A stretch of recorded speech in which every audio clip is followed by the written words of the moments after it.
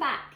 So today is the day that I'm going to show you how to make sweet pastry. I'm going to show you how to make it in the Thermomix, but you don't have to use the Thermomix. I use the Kenwood machine, Magimix you can use, and you would do everything in the same order that I'm going to show you. Okay. So here are my ingredients. I've got 250 grams of butter diced, 175 grams of icing sugar, 3 eggs, 500 grams of plain flour, and then you need additional flour as well.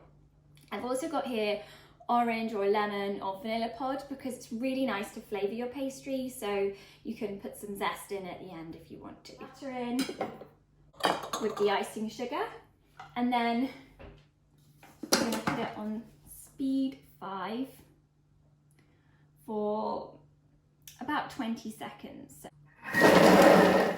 It's completely mixed, and now is where we add 2 of the eggs, and then break the last egg and just add the yolk, and we're going to save the white for later. 10 seconds, speed 5. Looks a little split, but that doesn't matter because now last you're going to add the flour. So what I'm going to do now is give it another 10 seconds at speed 8. You can see it's a gorgeous yellow colour. That's what you get when you make homemade pastry. Put some more flour on top. And what I've done here is I've got enough pastry here to make 2, possibly 3 tarts. So we're just giving it a little mix like that. I'm going to cut it down the middle with my scraper. And I'm going to show you my technique to cling film my pastry. So put the cling film down like this. That makes it a lot easier when you come to roll it out later. So there's my first bit. Pat it down, straight into the cling film. Fold up the ends, turn it over. Roll it flat with the rolling pin, pop it in the fridge.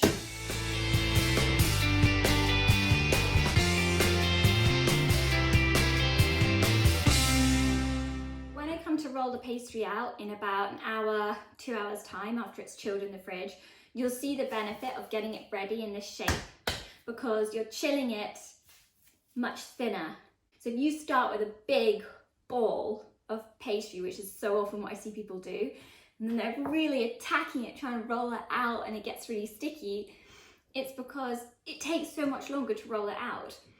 Whereas having it in these little parcels that are already quite flat means you've got a much shorter journey to go to get a flat piece of pastry. Therefore your pastry stays colder for longer and is much, much easier to handle. So now I'm going to show you how to roll out the pastry.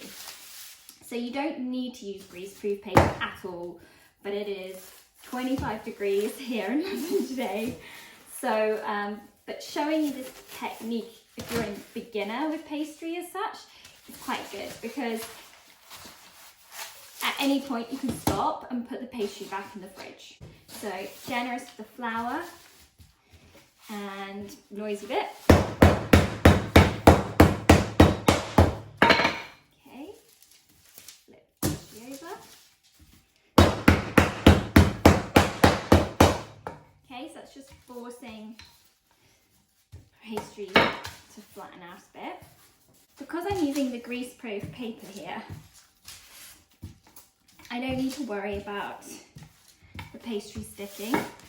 So if you're nervous to flip the pastry, you can put the other bit on top, flip it, peel the pastry off. And this is a really good technique if you're making buttery biscuits and the like as well. So my tart case is 23 centimetres. And I have that ready here.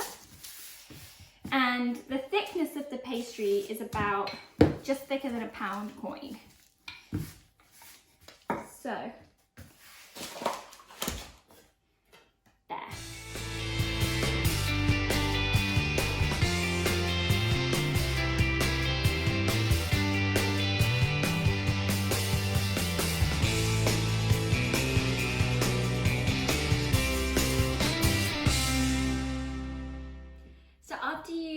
have lined the tart, you pop it back in the fridge just to set up again nice and hard, and it'll feel nice and firm pastry.